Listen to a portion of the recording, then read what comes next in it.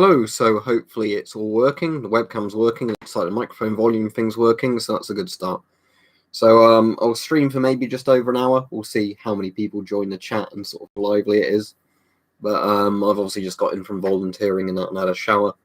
So yeah, we'll see who joins in. I'm going out again tonight, that's why this stream's earlier rather than later. Because generally, most of the time I do streams around 8 PM UK time. Obviously, if I've got stuff going on in the evening, I can't then do them at that time. Right, Samuel? So it says 4 people have joined, so hopefully that means it sent out a notification.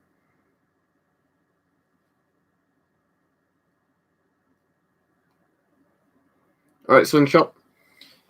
Yeah, it's only like 3 in the afternoon here, so 3 PM, so it's not late at all. It's just obviously, yeah, if you're west of us, it's earlier. If you're east of us, it's later, or potentially even earlier if you're in the next day, but it's still later.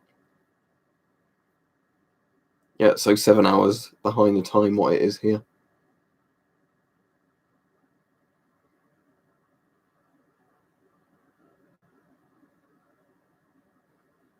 Well, it's normally only 6 hours, isn't it? But it's because we're in daylight savings time at the moment. We're artificially put an hour ahead. All right, Finsoft there. Hello, Ivan. Yeah, I'm growing moustache. It's generally looking a bit better every day because obviously for the first like week or two of having it, it's quite patchy, but now it is starting to thicken out a bit. It's annoying because I've got a stubble trimmer that you can adjust the length on. I was hoping with a stubble trimmer, if you set the, like length, whatever, you could keep the stubble at a consistent length. But because of the contours of your face, it doesn't really work like that. And when I've tried that, it ends up looking worse than just letting it grow out at its own speed. What I'm doing at the moment is just using the shaver to kind of, shave around it like that to keep the angle right, rather than it just sort of growing like that, sort of like a big rectangle. All right, yeah, well, you're a bit further east of us, Ivan, so yeah. But yeah, so there's no real theme of this stream. I've watched Bad Lads Army years ago, and that used to be on television. It was like a load of delinquents, wasn't it, where they put them through like old-fashioned army training. It was more a fashion thing, and I think it was a lice thing, wasn't it? Like crew cuts or undercuts with hair, whatever you want to call them. So I think the idea was by having hair there, but not around the sides, lice in theory couldn't jump from one head to another. I think that's where that originated from.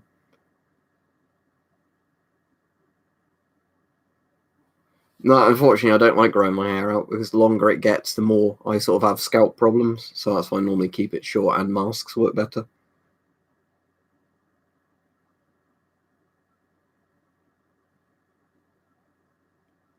All right, Stug.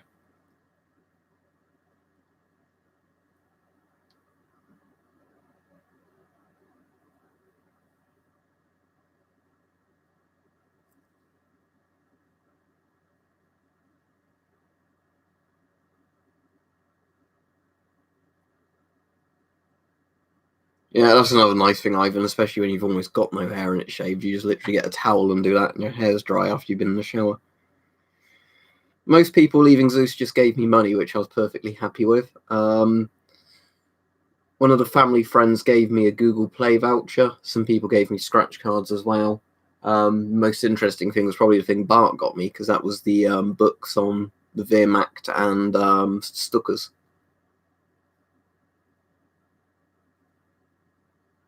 But yeah, it's for the most part, that's generally what happens when you get older. Is most people just end up giving you money because it's easier. What was in the camo DPM Soldier Light 95? Not really any advice. I mean, what I would say is obviously make sure you get it in your size, but that's pretty much standard for anything. It rips quite easily. That's the only problem with DPM 95 and like MTP as well. All of the basically British camos post the 90s are made out of very thin materials, so they're good in the summer, but they're not that insulating in the winter, and they rip easily. I have no idea, Dr. Terminator, maybe eBay. But again, most of the stuff I get from eBay is the same as that. That's cool, Slingshot. Mike's doing his slingshot tutorial at the moment because he's building my slingshot. Yeah, I did have a good birthday. Thank you, Sam. Went out last night for a drink, obviously, with everybody, but I didn't drink loads. I only had a pint and a half, just because with the medication I'm on, I have to be very careful about how much alcohol I have because it conflicts with it.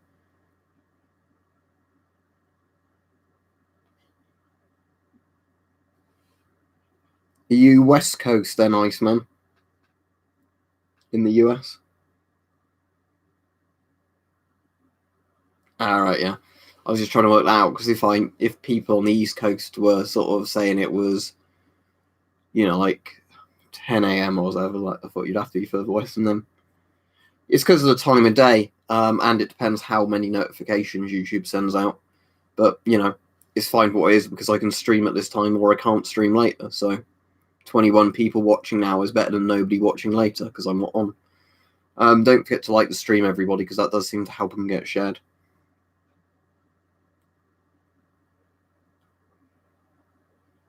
Yep, weirdly enough now, they didn't used to in the 90s, but now all the MTP stuff is made in China and then shipped over here. So, I'll let you work out for yourselves why it's probably not in your security interest to do that. I have no idea about those Dr. Terminator show, and I don't have any, so not good for me to do a video on it. I am going to do the night vision video quite soon, though you requested, because I've got quite a few different night vision units now. So I can actually do a proper thing in the video saying, like, this is what this is what the picture looks like through it and all that. That's interesting, slingshot. So it's in like a golf club. It has apparently Lego get funny and you have to refer to them as Lego, not Legos. But yes, I do like Lego. But it's very expensive, sadly. So it was one of those things when I was a kid. I used to now and again get bought Lego sets, and you can have endless fun, can't you, building and reconstructing Lego things, except when you stand on them. But in terms of like now, not really, because of how much space it would take up and all that sort of stuff. No, Luca. No, that's all right. I've already got the British Flak Vest, and I've got obviously like police Kevlar, and I've got thanks anyway, but I've got the ECBA vest, and I've got the Mark IV Osprey. So the thing is, more body armor is just going to take up more space, and other than looking at that particular model, there's not much else to say about it. I don't know if I feel old, Peach, because the thing is, I don't think when you're technically a day older that makes you a year older officially, you really feel any different, do you? It's one of those things where I think you just gradually feel older rather than feeling older just because it's specifically your age is ticked over by one.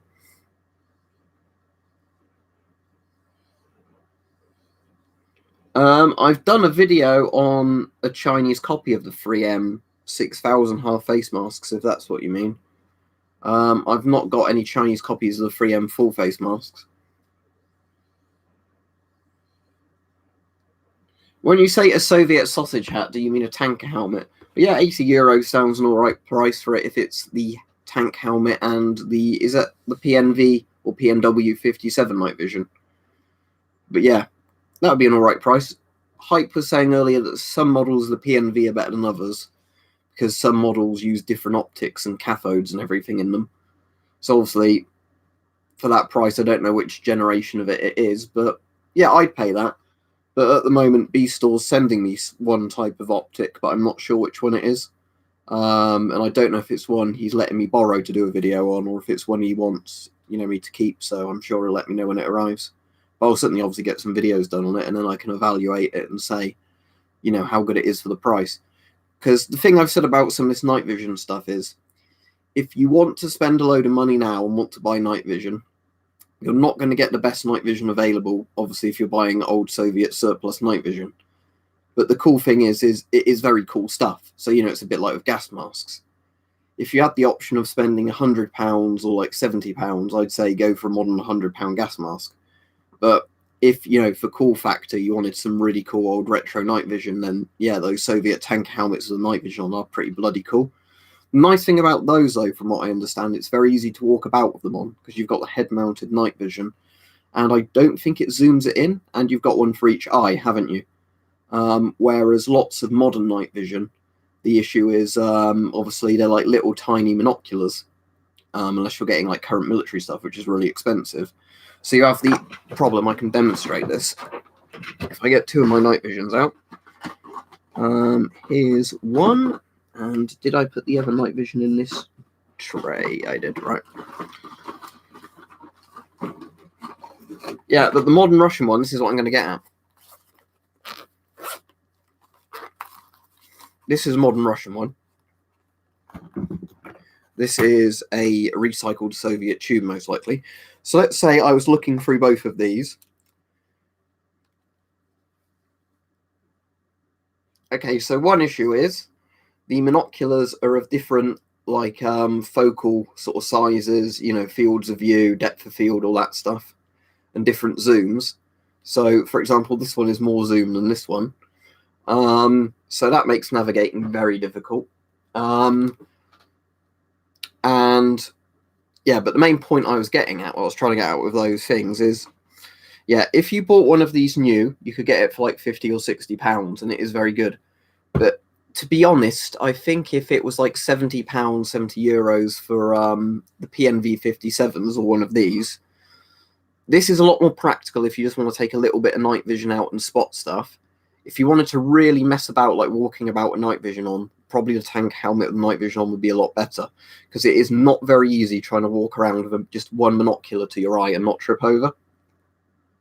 Well, as I was just saying, Adam, B-Store, I think, is sending me some stuff at the moment, so when he sends it, I'll be obviously doing videos on it, but I think one of them is the, like they were on about, the Soviet tank helmet one with the night vision, you know, that comes down over both eyes, where you use it with the IR illuminator, like the tank crews and vehicle crews used to use.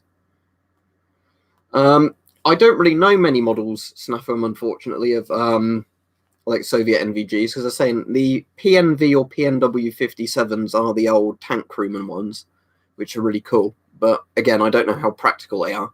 Again, you're going to have to weigh up what you want the night vision for, because again, it's also like this, and I'll get onto this when I do a video on night vision. The complicated thing of night vision as well is, depending on which sort of, you know, thing you want, also depends on how practical the night vision is. So let's say you wanted to spot animals in the dark, a FLIR is actually better than an NVG for that. If you want to navigate in the dark, an NVG is better. But, you know, if you wanted to navigate, a two sort of eye NVG is better than one eye NVG. You see what I'm sort of getting at with that? So when it comes to best Soviet night vision, it probably really depends on what you want to use it for.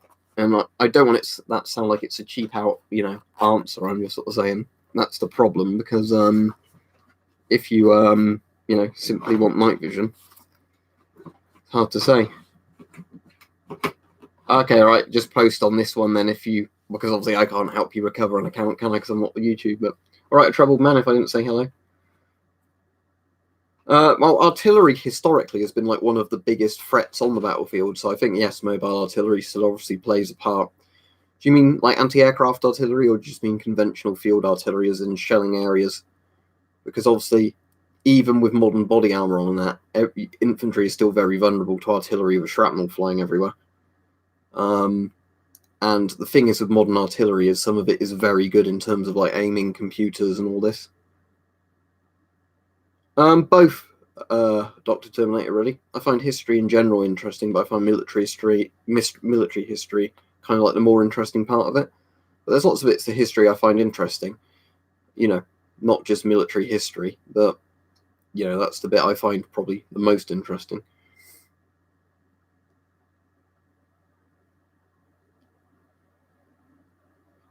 Yeah, thermal. The thing is with my flare I've got is mine's like most basic model flare, and at 100 yards plus, you can still see the heat source of an animal, especially a big animal like a deer or badger, something like that, a person. The difference is that obviously it's hard to explain. Like if you, like I was saying earlier, if you want to navigate, modern night vision is a lot better than the flare. If you want to spot things at a distance, as in like threats potentially or whatever, the FLIR is better. And I think that's why a lot of militaries now are doing that hybrid night vision system, where it's essentially like green night vision, where you then get FLIRs to show up heat sources. Because yeah, thermal cameras are certainly very good at picking up things quite a way away.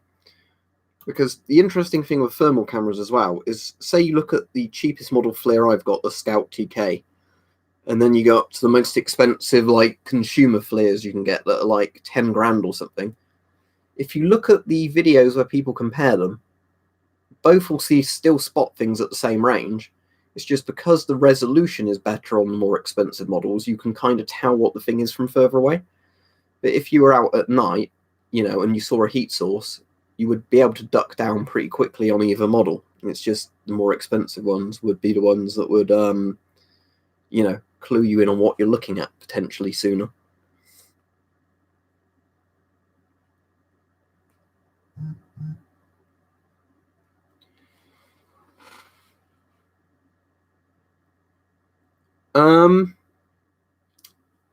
I know the lights you mean, Adam, like the torches that are shaped like that. I mean, it probably depends what batteries it takes and what sort of bulb it takes, but in theory, if you can upgrade that with an LED bulb and have decent voltage batteries in it, then you should be able to get something with quite a lot of light out of it. Because there's lots of torches like, the mag lights, which are pretty dim with halogens. As soon as you put an LED bulb in them, they're really good.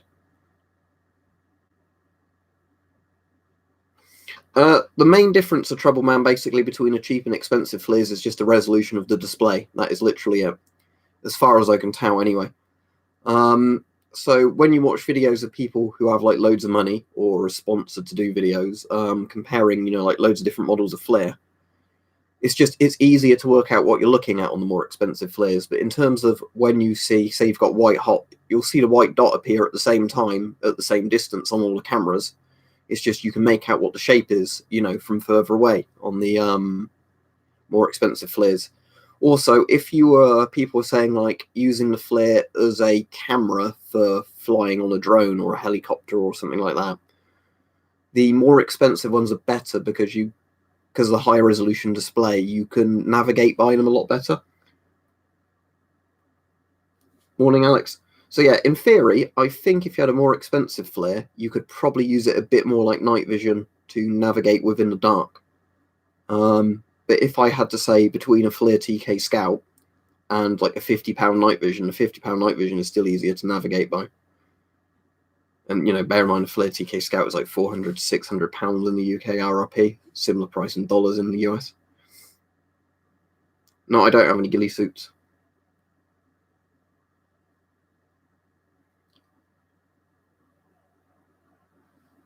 Depends what you're referring to, Luke, but if you mean with rifles, it would totally depend on the rifle, but in general, the longer barrel on the rifle, the more rifling and pressure that builds up behind a cartridge. Therefore, more accuracy, generally faster spinning cartridge. But again, it's going to completely depend on the caliber. I do not know, Dr. Terminator Show. You'd probably have to ask somebody very interested in Chinese military history.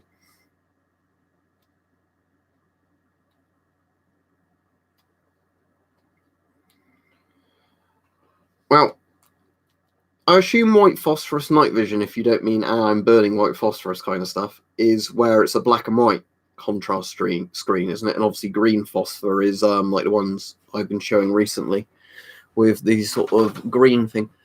I'm trying to actually think which I prefer. Probably green. At least when you're looking at shadow, it's easier to kind of see in dim shadow in green rather than black and white. But my Night Fox is black and white night vision, and that's kind of quite good. But again, I think a lot of it is going to just be down to the quality of the optics. But assuming you had ones that were equal, I probably just prefer green.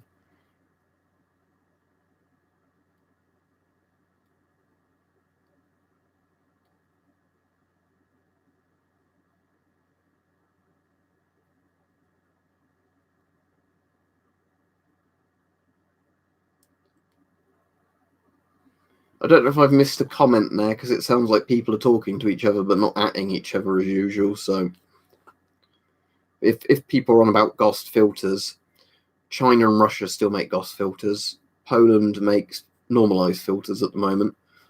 There may be a couple of other countries as well that still use GOST, but like the old Russian republics that aren't part of the Soviet Union or like Russian Federation anymore.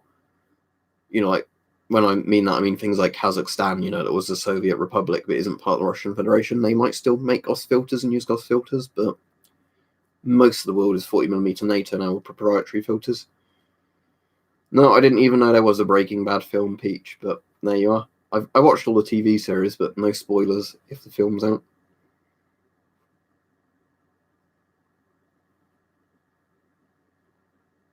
Well, hopefully I am next year, East Ham. Yeah, well, it would stop tear gas, and that's the job of a riot cop, isn't it?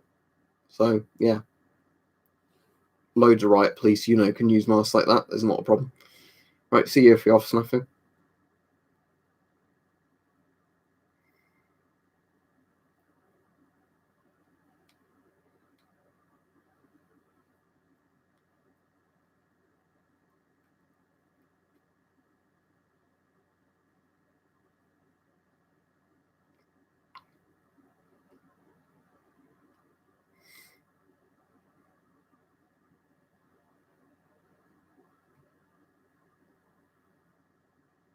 Right, I'll wait till I get some more questions in the chat, but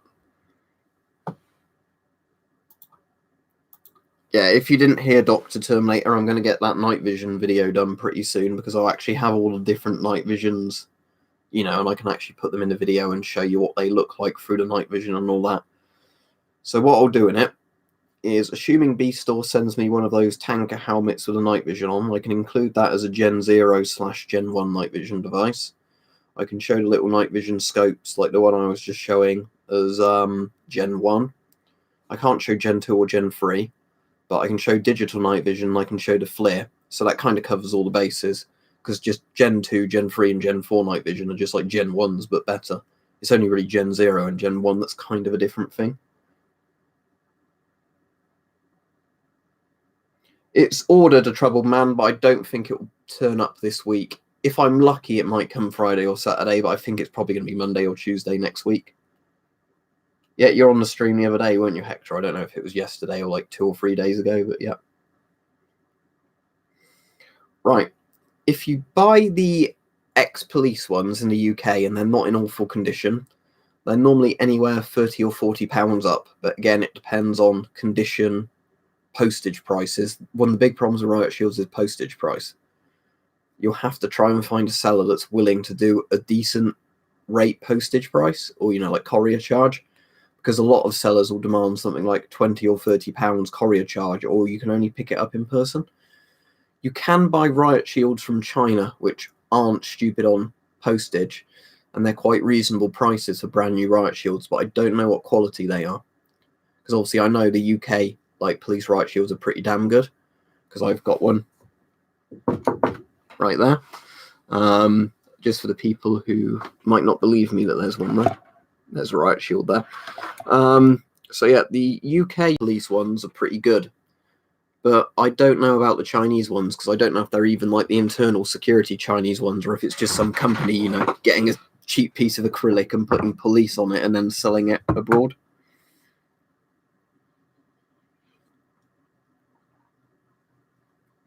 Yeah, that was yesterday, Hector, but thank you. All right, see you, Alex. Have a good day.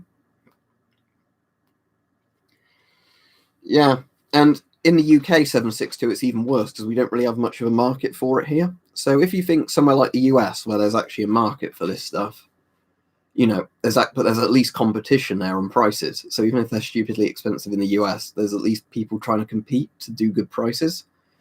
In the UK, it's nobody really buys them. So you have the the problem of they're really expensive unless you just look into finding somebody who's selling one and doesn't really know what they're selling. I'm hoping when the really good, well, not really good, but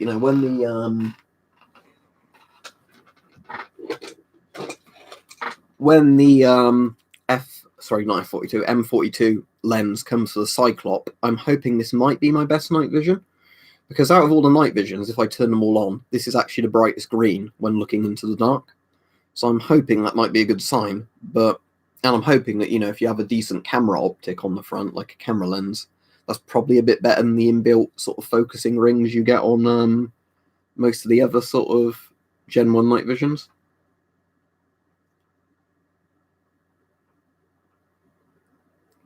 Now, here's the thing, though, 762, is when it comes down to like field of view, with something like this, I could stick any camera lens on it that's an M42 mount. So in theory, I could get a better field of view than that. And I've got a wide angle one coming for it to kind of fisheye with it because I want to navigate via a fisheye one.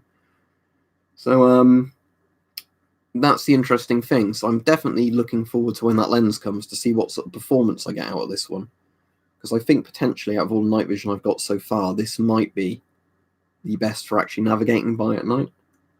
Yeah, if you want to ask a question, just ask it. Don't say, can I ask a question? Because you're just wasting a comment doing that.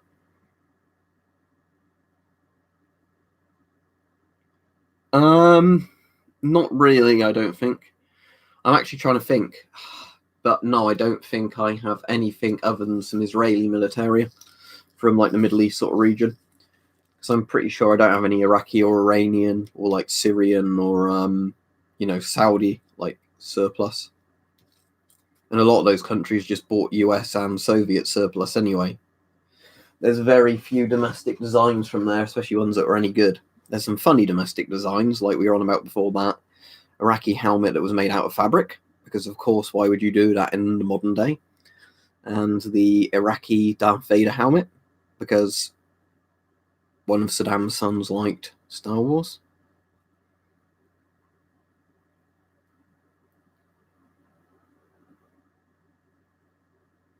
Well, like a rangefinder, do you mean, Luca? No, I don't have any rangefinders.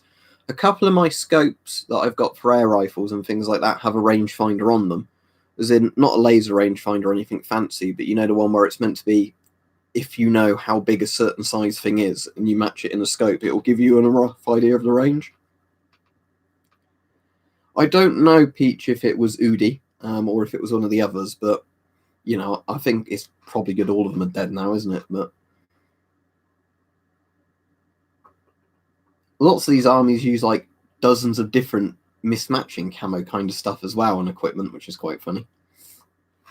But that's one of the things I actually like about Operation Arrowhead in Arma 2 is when you play as Takistan, which is obviously blatantly not Afghanistan or Iraq, their army is just a mix of Soviet and old US surplus. So you actually can kind of have the cool thing of like Soviet tanks and APCs, but with M113 US APCs and like FOWs as your rifles.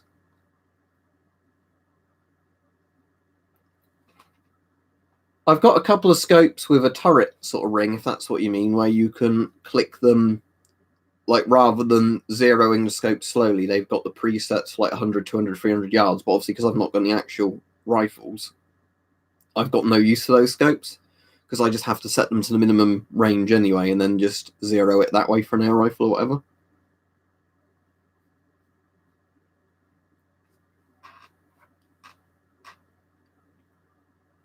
Yeah, I'm good waste the loner. At the moment, the conversation's going all over the place between different things, but yeah, tactical tracksuits. I don't know how efficient they'd be comfy at least, wouldn't they? But saying that, I've not worn a tracksuit in ages actually. Like most of the time, I either wear work uniforms when I'm working.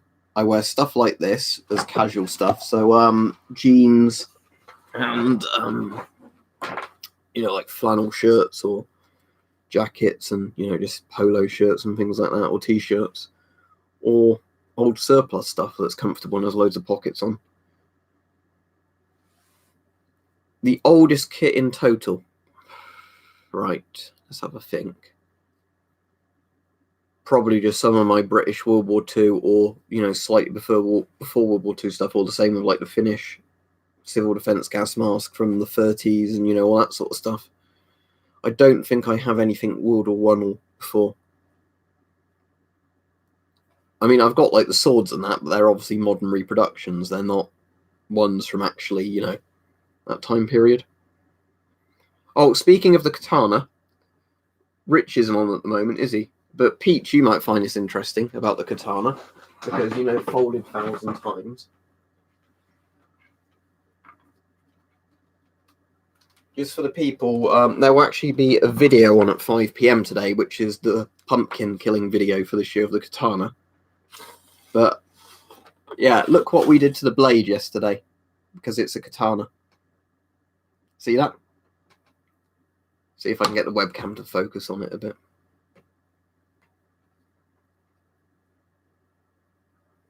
If I put it in front of my face, it might want to focus.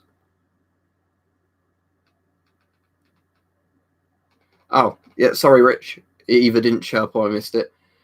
But yeah, you can see how folded 1,000-time katana, having a very thin edge, while it chops very well, it's not very durable at all.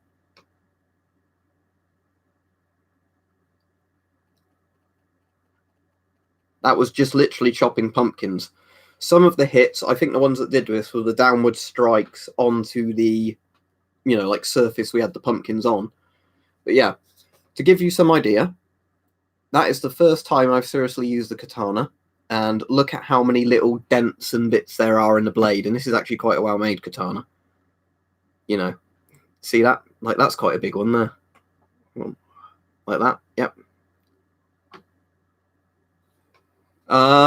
Mostly rolled the edges, Rich, but I think a couple of bits have chipped.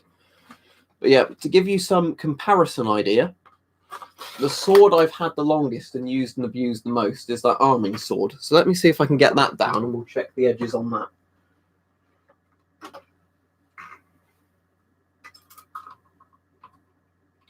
If I can get the flail away from the wall.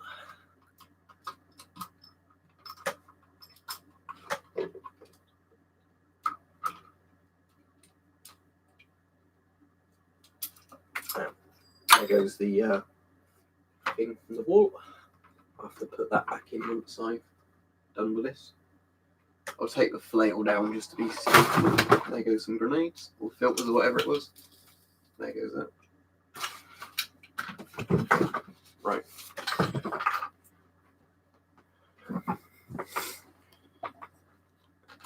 But yeah, to give you some idea, here's the oldest of all the swords I've had and the one I've abused the most.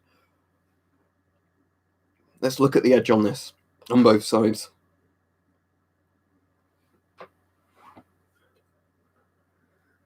Right.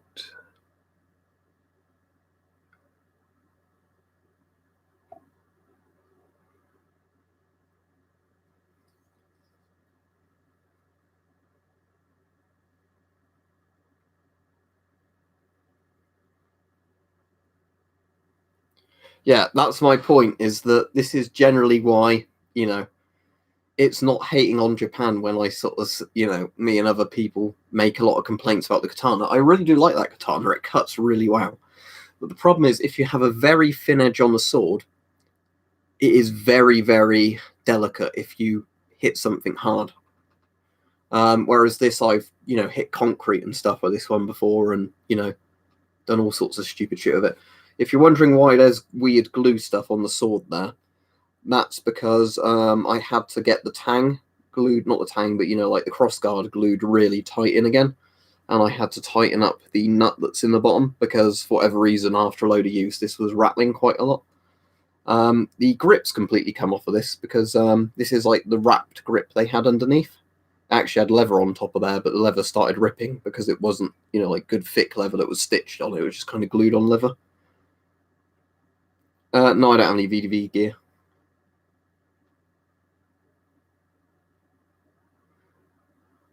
I actually quite like a load of Chinese war swords like a Dao and things like that, or DAO, however it's pronounced, but I don't have any.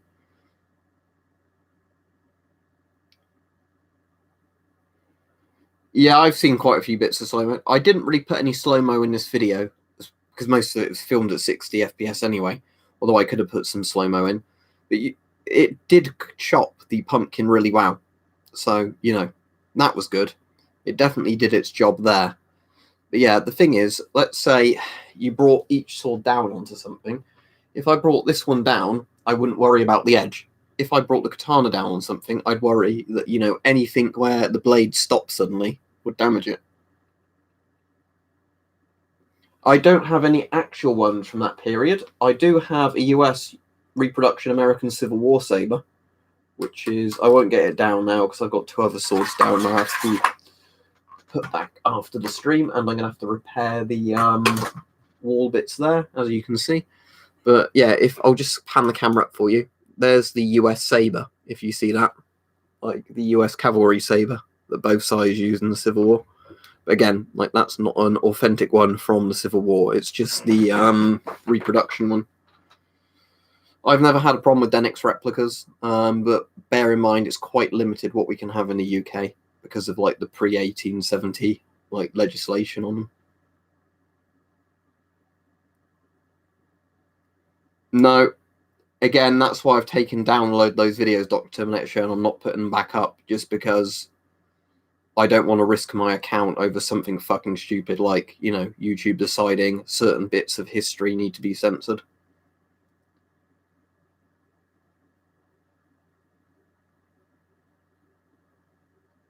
That's interesting. Which brand of bastard sword is that? Or is that when you built and it cost you £70 to build, Rich?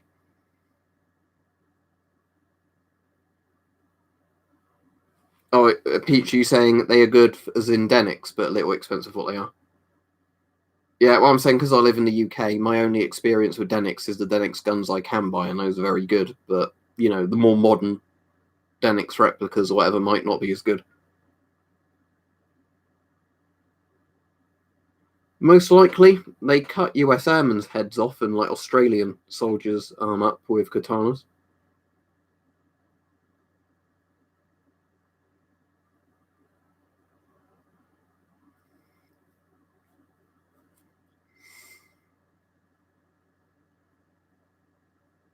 But yeah, it's like, oh, I've never done any chopping tests with it, but the rapier I've got done by John Barnett, even though most people hate John Barnett stuff, it's not bad steel.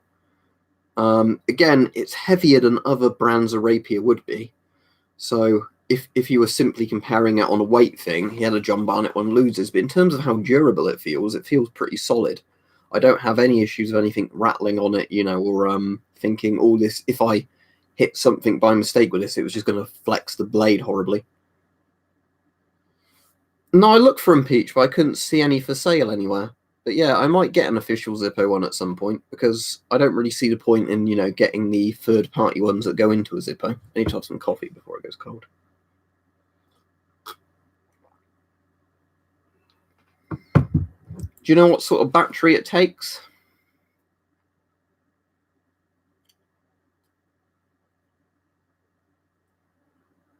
I think they might have been Barnett ones, Rich. Let me get the John Barnett bastard sword up and see if it looks like the same thing.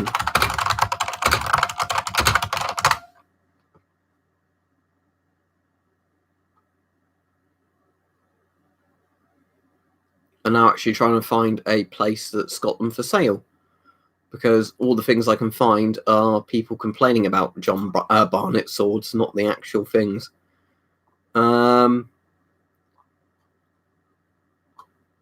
Let me just see if on Southern Swords, if I type in John Barnett. Did you say it was a bastard sword, Rich? Or... Yeah, bastard sword. Let me just see if bastard sword gets any results. Then I'll sort by price, lowest to highest, because that's a good way of finding the John Barnett stuff.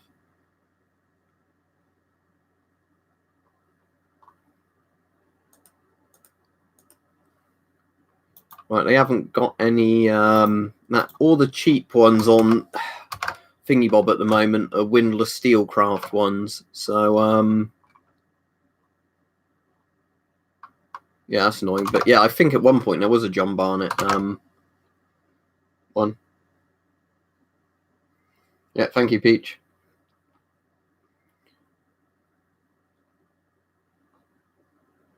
Let me just see if I can get a picture of the John Barnett bastard sword up at least for somewhere, just to show Rich.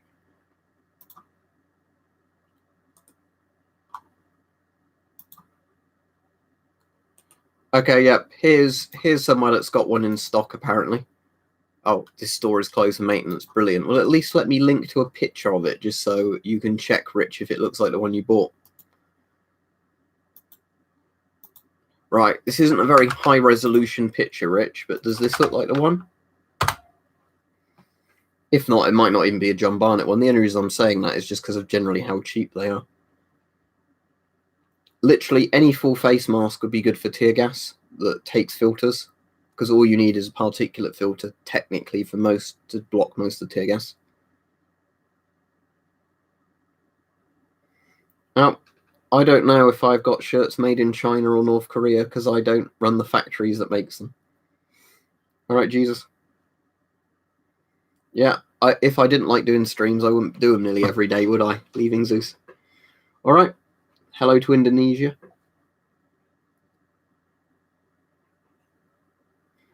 Well, like where they've got the handle and then they've just essentially glued the sheath on. That's very sad, isn't it? But I imagine if it was heavy enough, you could still kill somebody potentially with a knife handle sticking into a sheath, just from bludgeoning somebody in the head with it. But yeah, tear gas. If you want some cheap masks that would work for it, a lot of the Chinese industrial masks just put a 40mm particulate filter on them. You're good to go.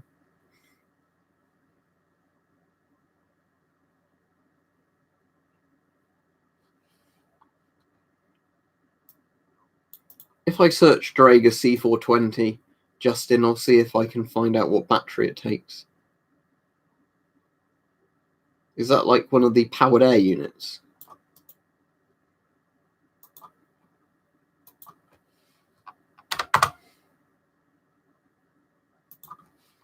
Maybe yeah, or Draeger.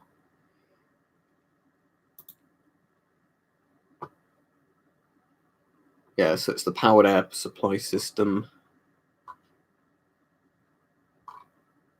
Battery. Let's see if we can find out about the battery.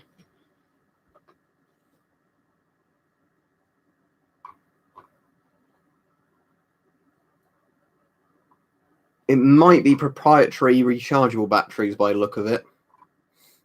So yeah, if it is, you might be out of luck actually trying to get the batteries. Right, Rich. If you can see above in the chat, if you look at the link, see if that's the sword you've got, just out of interest. For most people, MTP is a better camo. If you're in a place that's actually woodlandy, I'd still pick old woodland DPM. But in terms of, versatility, MTP is better, because MTP, is going to work all right in woodlands, all right in marshland, all right in desert sort of places, whereas woodland DPM works in like fields, hedgerows, and woodland, and that's it. But for those places, it's actually better. It would completely depend, Dafad, what you're using it against. If you've got one that's in date, and you open it, if you're using it against something like tear gas, it's going to last quite a long time. It will just get harder and harder to breathe through it, the more it clogs up, because it's mostly a particulate threat. If you're using it against very low concentrations of certain gases, it could probably last days, potentially, like 24 plus hours. But if it's against really sort of thick clouds of gas, maybe even less than an hour, because it's really hard with filters to say, how long it will last, because no two things are exactly the same. I would say, Martin, potentially Swiss Alpenflage, which is the Swiss camo that's like red and green and a couple of other colours. And Flecktarn would work quite well. If you need a question answering, why don't you ask it? I don't actually know, Team Exodus. Ask a science person. I don't really know.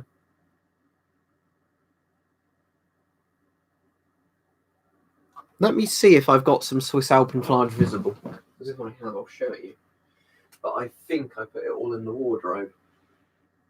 Yeah, because the annoying thing is I've got some Alpenflage down there, but I can't get out the cupboard easily because it's just an Alpenflage bag with other stuff on top of it. But if you search Swiss Alpenflage,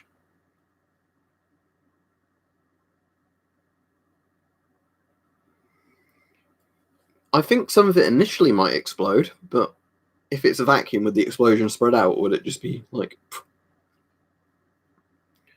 What about helmets and leaving Zeus?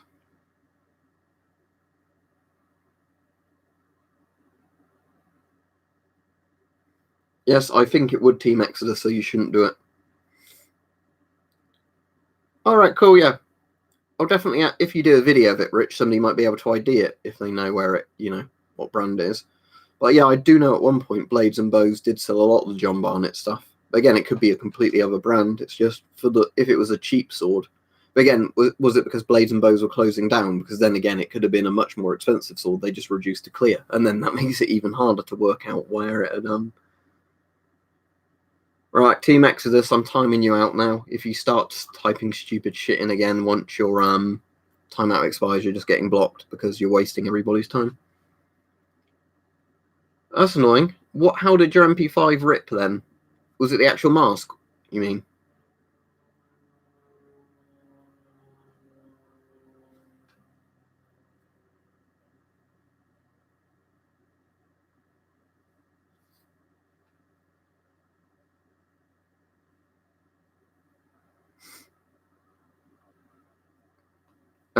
They didn't urinate on pH gas hoods. There you go.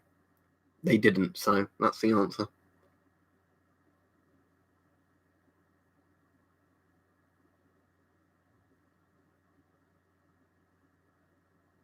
How do you mean? What do you mean by that exactly? Yes, as in like desert for desert places, MTP for sort of oasis desert, woodland for woodland, Arctic for Arctic. Well, the thing is, I would if you had the logistics where they could have all the correct uniforms, enough of them made, and like the winter uniforms would actually also be insulated as well. If for example, we're on about how the British Army actually is in reality, no, I just advocate MTP because then at least every soldier gets a uniform.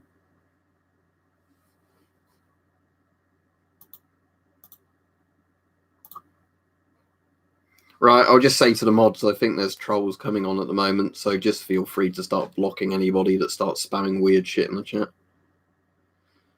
eBay, you can actually get them on Amazon as well. Saying that, actually my GP5s, the first one I got from a surplus store, the second one I got from Amazon, so I technically didn't buy the GP5s themselves from eBay, but that would be the easiest place to get them.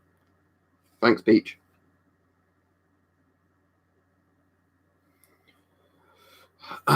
With new ones, I don't know. There's a site Mike's recommended before, but they're very expensive if you're buying new ones. Let me see if I've got it bookmarked.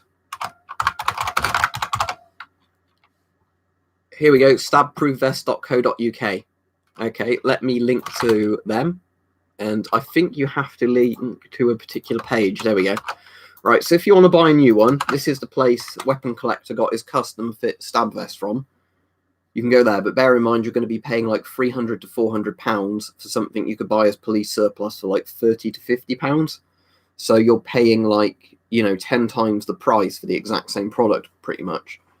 But yeah, if you wanted to get it new, that's the prices you're going to have to pay. If you wanted to get a decent condition or like very good condition covert second-hand police vest or security vest, you can go on eBay, get them on there. Pretty much grade A surplus condition for like £50-60 or something. Sadly, I can't really recommend anywhere. I mean, I can recommend some eBay sellers. B-Store sent me loads of stuff before, but he doesn't do too many uniforms on there. He does things like helmets and tank helmets and gas masks. There's one called S. Frankish, which is very good, which I bought a lot of stuff from on eBay before. There's one called Surplus and Lost, and I think there's another one called Surplus and Outdoors. They're pretty good. But yeah, unfortunately, most physical surplus stores near me have closed, so it is literally just eBay or whatever you can find online. Oh yeah, that is a very good one that Peach recommended, the Finnish one, Varastrelka or whatever it's called. Yeah, they're very good. But I've not bought loads from them before because a while ago they used to be quite expensive on postage and they're much better on postage now. But generally, whenever I've looked on there, for what they cost to post to the UK because they're from Finland, I can sometimes find a UK seller of the same item for a bit less. But if you're somewhere where the shipping is quite good, then yeah, I definitely recommend them.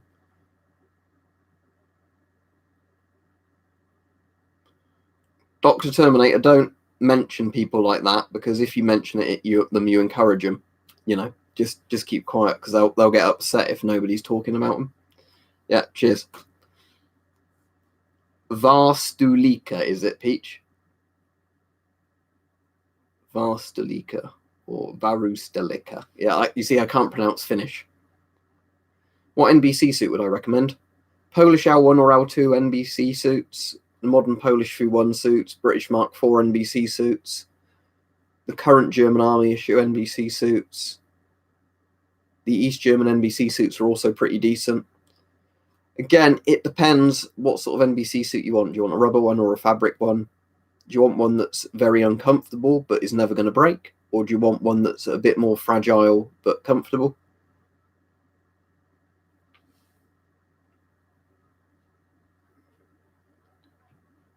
I've got the British civilian gas mask from World War II. I've got the British civilian duty gas mask from World War II.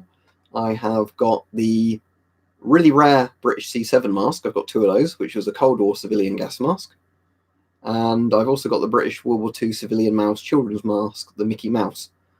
Even though it has nothing to do with Mickey Mouse, I just called it the Mickey Mouse.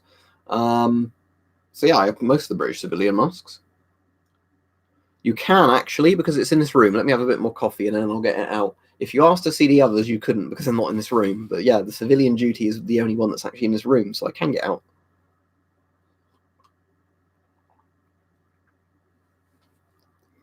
No idea, S. You'd have to ask the people who are really into British Army kit, like infantry kit, that sort of question. Because personally, I'm not.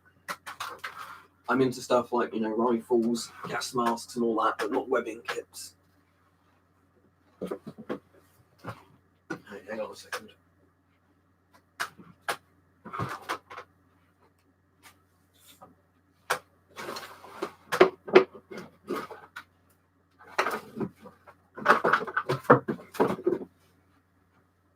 Seeing as you asked so nicely, I'm not going to put it on, but there you go.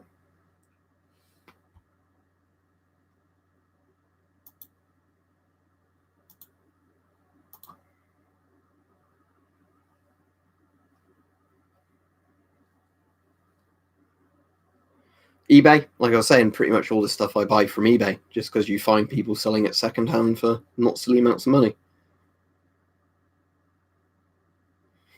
That's the British Mickey Mouse children's mask one, because they had red ones on the British Mickey Mouse masks, generally black on these, but I'm guessing they either used a red one as a spare and repair at one point, or the factory just had more red ones in than black ones, so they put a red flapper valve on it, not a black one. For the people who keep asking how do these valves work, it's pretty simple. There is, if I get these bits to open properly, what you will see is, it might be easier if I poke like a pen through it or something. Let me poke a pen through, just a second. Use my tactical pen. If I do it very gently. There we go. Right, how the flapper valves work is, oh, it came out. There we go. See that? How these work is when you exhale, it causes that bit to expand and air to flow out there, and then it snaps shut again as soon as you finished exhaling. So basically, it just balloons out and opens and then closes again. It was just a lot cheaper at the time than having a proper umbrella valve as the exhale valve. Mark 7. What, Mark 7 helmet? Yes. If you mean a Mark 7 is in a gas mask, I don't know which one you mean. So I know what a C7 is, I know what a Mark 5 is, and I know that some people call a light anti-gas respirator the Mark 6, but if in terms of a Mark 7 gas mask, I don't know.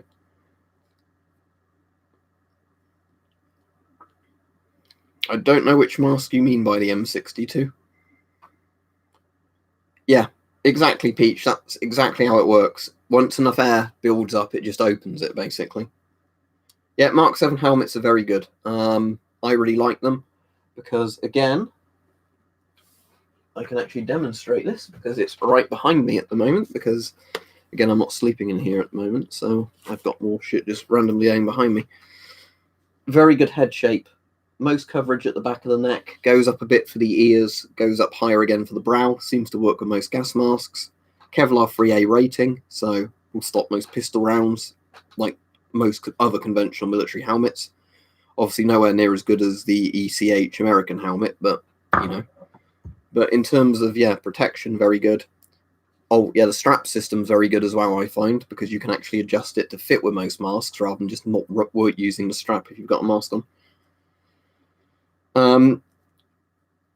How much should, if you're thinking about how much should be, paying for ABEC filters, I thought you were talking about Mark 7 helmets. Rough price of these is like £50 to £100 normally on eBay, depending on condition, size, all that sort of stuff. Well, that's a matter of opinion if you like me more than other YouTubers, but thank you. What's that there? Look. That mask there.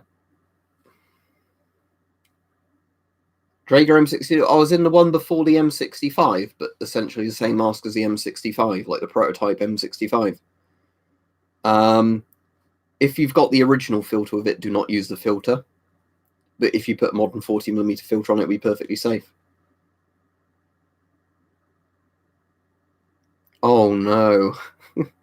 Although saying that, if they were pretending to be a German, and they had a Pasca on with a German camo cover, it wouldn't look too bad, because essentially, I'll just put this safely down there for now.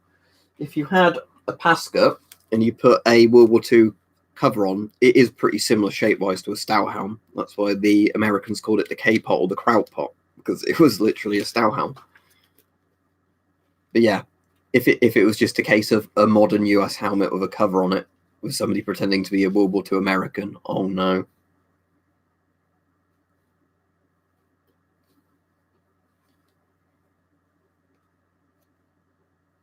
No, I don't have any Ushankers.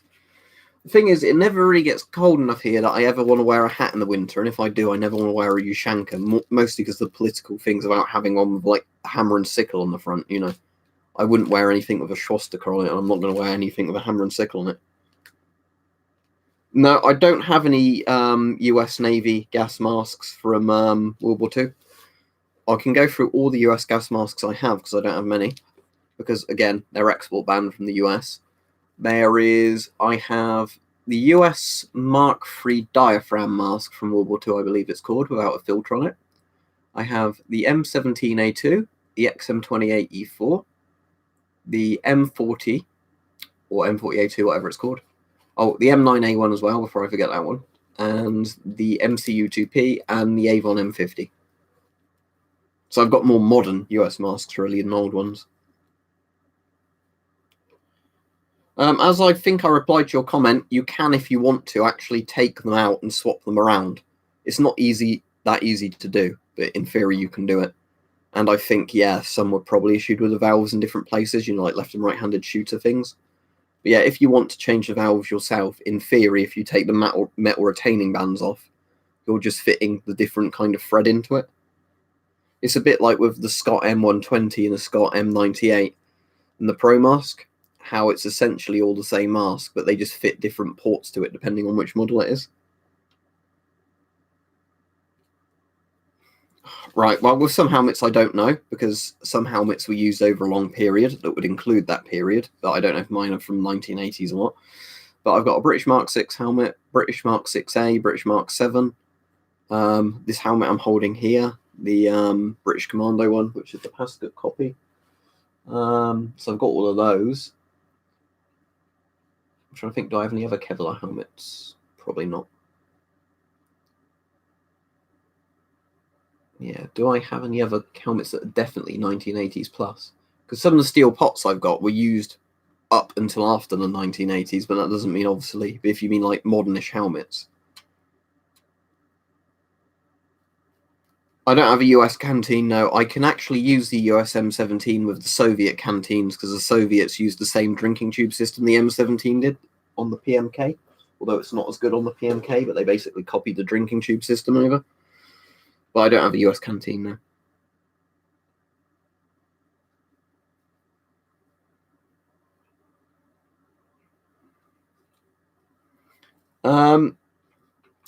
I'm sure the weirdest one I have is that one that says Sabre on it, and it's like the Finnish is it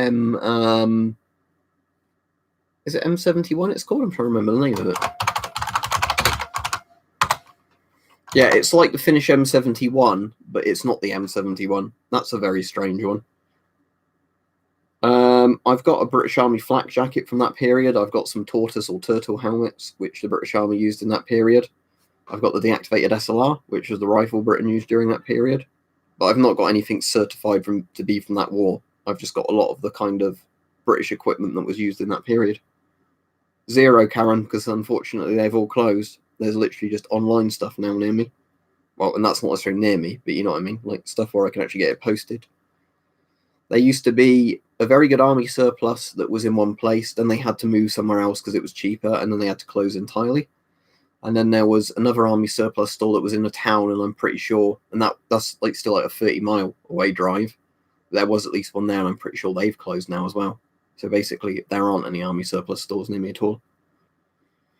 I don't have a PMK2, so I can't comment. As I've said before, I don't like the PMK1 and the GP7, but apparently the PMK series did get better as it went along, and apparently the current gen PMKs are very good. But I don't know at which point the PMKs went from being terrible to not great, to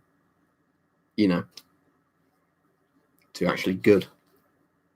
Maybe it was a PMK 3.6.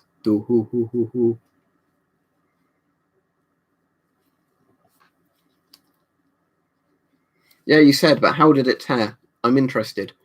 Was it like a bit of the rubber that teared? Was it a strap that ripped off? Yep, completely legal. Let me show you something. Let me just put these swords actually back before these trip me over, because they're already starting to work their way into gas mask traps, which isn't good. If I can find, actually, yeah, I'll just put that there for now. Right, just to prove it to you, in case you didn't believe me that we can own this sort of stuff, here's a British ECBA Kevlar filler, and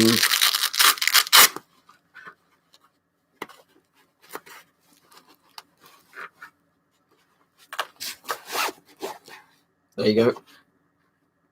That's a genuine plate. There's the ID number on it if you wanted to look it up and check it was genuine, not a airsoft type thing. Because they put the licenses on them so they can keep track of what's happened to all their plates. Like the ones they sold as surplus. But yeah. Oh, that's annoying. But yeah, I don't know if you could repair that at all, could you? Could you glue it back together, or could you put some sort of tape or something in? But yeah, bullet-resistant vests, shields, helmets, that's all totally legal in the UK. Despite the laws we have on firearms and things like that, there is no laws, thankfully, in the UK on self-protective equipment like body armor. Right, let me just put this back, and then I'll go back to the chat. Somebody wanted to see the pith helmet, didn't they? I suppose I can do a sneering imperialist for you.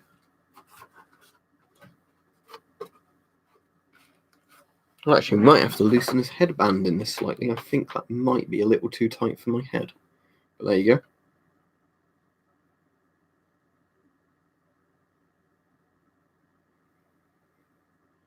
Yeah, there's lots of people that will put scam prices on things. No, it's a reproduction. So if you look at the label, made in Vietnam. And on that side it says Village Hats something or other.co.uk. It's a repro. So it's a Zulu War kind of style. So yeah, sorry, Jim. That's Jumanji, isn't it? I've not seen a remake of Jumanji, and I don't plan to, but yeah, it's Van Pout, isn't it, his name in that? Where he's got the big shotgun. Sonny Jim. Soviet Union says, remember me. Yeah, I think half the world remembers you until you collapsed. What do you mean easily get the rubber stuff off of it? You don't want to get rubber off your mask because then it wouldn't work. Do you mean like talc? Do you mean the talc? Yeah, that was the helmet they wore in Rorke's. Like I said, pith helmets, because this is like the British style.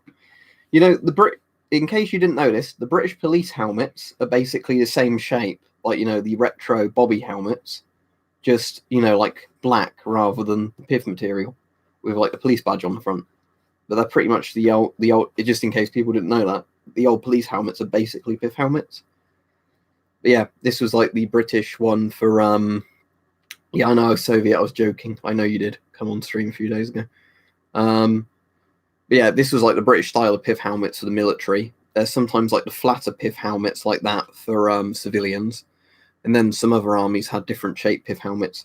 The whole point of a PIF helmet, for the people that don't know, is PIF is kind of like a cork material. You were meant to soak these helmets in water, I believe, and then when you wore it on your head, it would keep your head cool. And because it would take quite a while for the water to evaporate, your head wouldn't heat up with the sun beating down on it all day. So it was basically a good way of keeping your head cold. Oh, it's probably like talc and stuff. Right, put it in the sink, bending. What mask is it? Just because if it's an old, valuable mask, don't do this. But if it's a GP5 or something like that, put it in some warm, but not hot, soapy water in the sink, as in like a bit of a cleaning detergent kind of thing. And then gently wipe it with a cloth, and it should come off easy.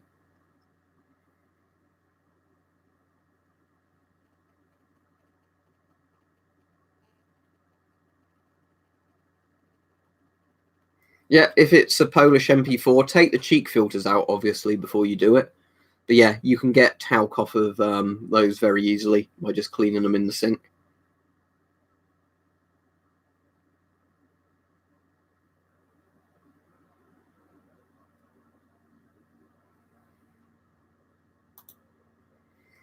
Yeah, I know they were made out of PIF, but yeah, what I'm saying is the custodian helmet is in the police helmet's like the same shape, isn't it?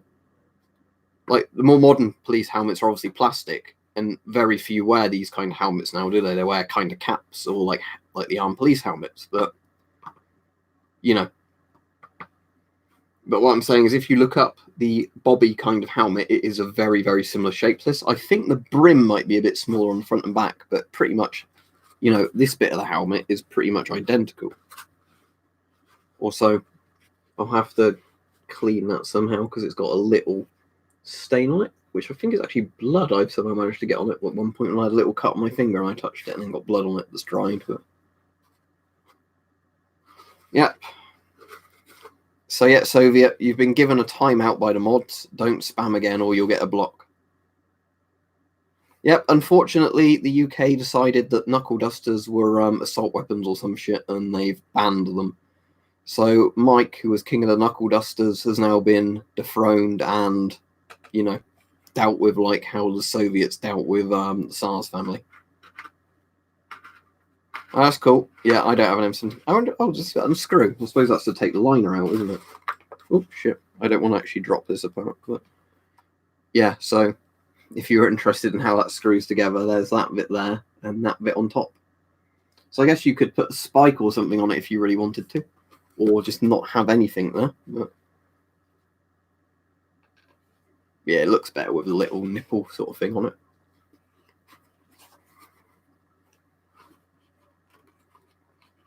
Right, let's put that back together. Yeah, if you were interested in the material a helmet's actually made from, if you look at that, that's PIF, like the cork stuff. If it focuses, there you go. Yeah, see, that's cork PIF.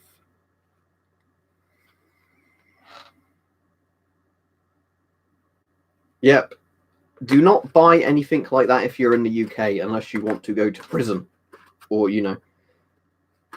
because there very well might be places that will sell you something that's illegal. Just like drug dealers can sell you heroin, weed, whatever. But, if it's illegal, don't buy it. That's all I'm going to say. And certainly don't post online that you have intent to buy it. I'm not saying you do, but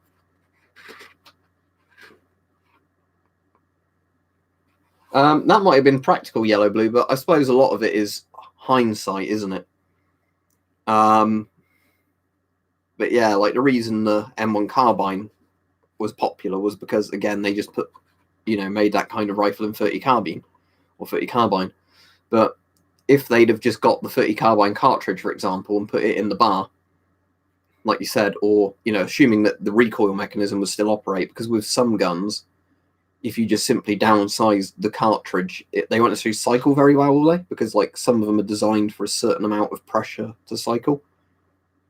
Well, of course they know about it, Dr. Terminator. And most of them are like, oh, that's cool, you do that.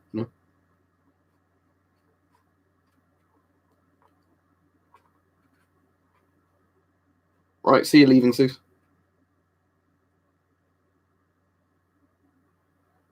rarest and weirdest helmet I own. It's not particularly rare, but the weirdest helmet I own is probably... I've got two of these, actually, but this. If I get the strap... If I disconnect the strap on a bit, you can disconnect it on.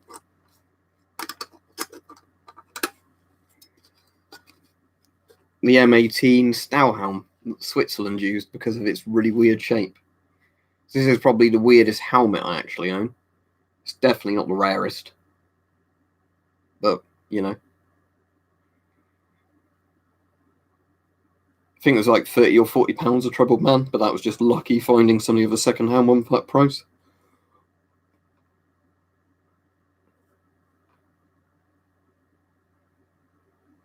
What's that, Peach? Bean can binoculars?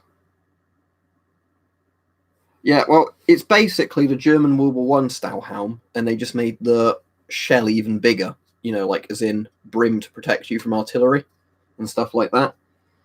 But unlike the German World War I helmets, this is actually made from very high quality steel, so it would give you very good head protection.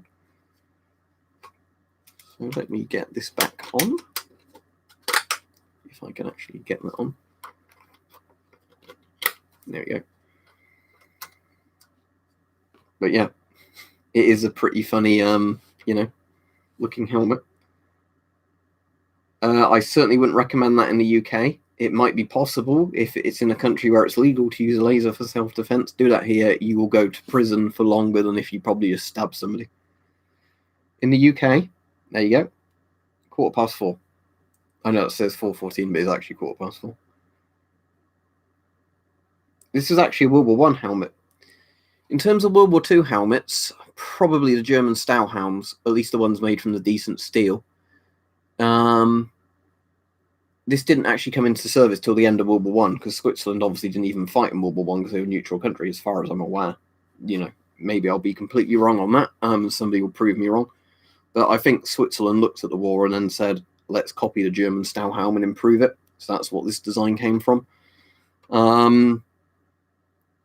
Best helmet of World War II, yeah, it was probably either the Stauhelm, maybe the Soviet SSH-40, the American M1, or the Italian M33 helmet, maybe, because they gave good head coverage and were actually pretty strong helmets. Soldier is literally just like a blue or a red uniform with an M1 helmet and some sort of rocket launcher. Certainly not this helmet. They certainly have better gun laws in the UK, and they don't have really much gun crime, do they? Again, because their country is happy. And as I was saying in the other stream, if you have a population that is happy and not miserable, you won't have horrible drug abuse rates, drug death rates, murder rates, and all that kind of thing. Because generally, the happier people are, the less crime they commit. It's just something to point out to all the people who go, oh, but if the government banned this, we'd be safer.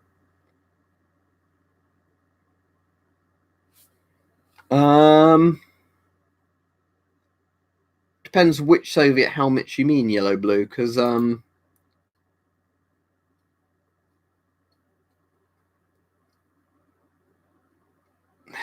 the SSH-40 was a good helmet. Depends which helmet you mean, but the SSH-40 was certainly not a bad helmet. This gives you better head coverage. But again, I don't know how much it cost Switzerland to produce these helmets. Because if you had the option of making 100 of these helmets or 300 SSH-40 helmets, I'd say make 300 SSH-40 helmets. As in East German NBC suit, National Volksarmy or National Volksarmy. Yeah, they're good. I've got the first generation, second generation East German NBC suit. Depends if you want the one-piece one or the two-piece one. But yeah, both are good, assuming you get one in good condition. No, other people have dissected the filters and are pretty certain they found asbestos. I'm certainly not going to cut them open and risk exposing myself to it. Do you mean like the ones with all the metal bits on, like the sniper armor? That's really cool if you mean like the World War I British and German and French sniper armors. I like the look of those. If you mean some kind of like camo suits or like the ones where they had the fake tree kind of camos. Yeah, I don't know, but Yeah, some of the sniper armor and like trench armor was really cool. Anyway, I'll be off in a minute because I've been on an hour and 15 minutes now.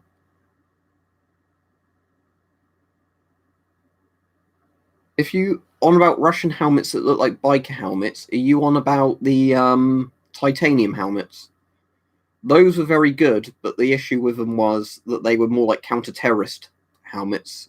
And again, the problem they found with the titanium helmets is they stopped lots of very high caliber rounds, but the human body still couldn't put up with the impact. So you'd still die with the helmet on. It's just more of an open casket funeral, I guess.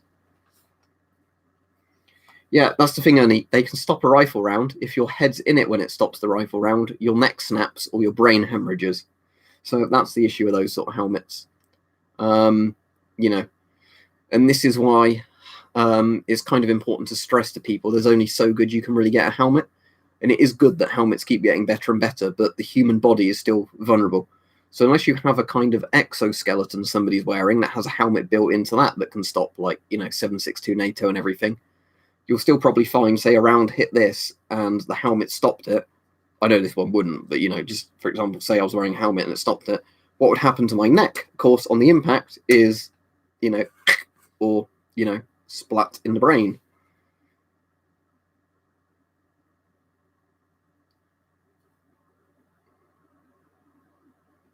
But yeah, so that's my point. I'll be finishing the stream now, but yeah. When it comes to helmets, there's lots of people that bitch about this helmet's better than that helmet, but once you get to a certain level of protection with a helmet, there's not much more you can do. It all just becomes about comfort and, like weight and maybe accessories you can attach to it and how well it works with your other equipment. I've never seen any examples of good exoskeleton stuff yet, but I think potentially it could be a good idea. But again, it's when stuff that gets made that isn't really sci-fi and is actually practical.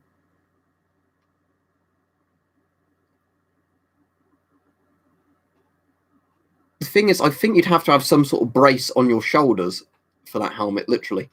Like, you'd have to have some sort of body armor on, and then some system where it actually comes up and connects to the helmet on that. I'll have to look at some point then. But yeah, I won't look now, obviously, because I'm just finishing the stream. But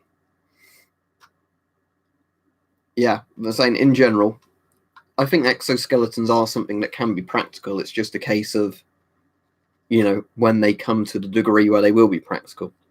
I know the Russians have been working on developing some exoskeletons, haven't they? Look quite promising. But again, I don't know how, far they're coming with it.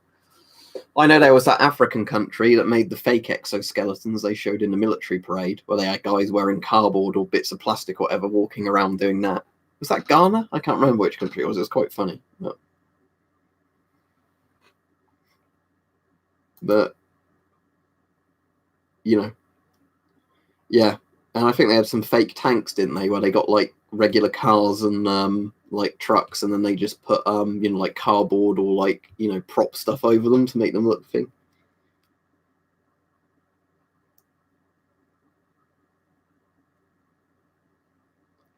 Yeah, see, that makes sense, Ernie. But the problem is, I think, yeah, again, you're going to have to think of all those things, aren't you? If helmets all suddenly become good enough to stop these things, people are going to have to come up with those ideas again. And then it's how can you still do it practically? Because no matter what type of armor you're talking about throughout over what time of period, you always have to compromise. Because when you keep making the armor better, there's still always something that can penetrate it or something that, can kill you wearing the armor. And then if you upgrade the armor to do that, generally you're making it heavier, more expensive, and less comfortable to wear. So there's all these factors. So generally people just come to something that's good enough and stick with it. And that's logistics, that's mass production. But that's sort of something you always have to consider. So I will be going off now. So thanks for watching, everybody. But yeah, whenever you think of armor and anything like that, you always have to think there's always, something that could defeat it. Because again, even if you had people that could survive being shot with a 50 cal of their armor, what's to stop a tank round or an RPG or something not killing them? But yeah, there we go. So thanks for watching, everybody, and see ya.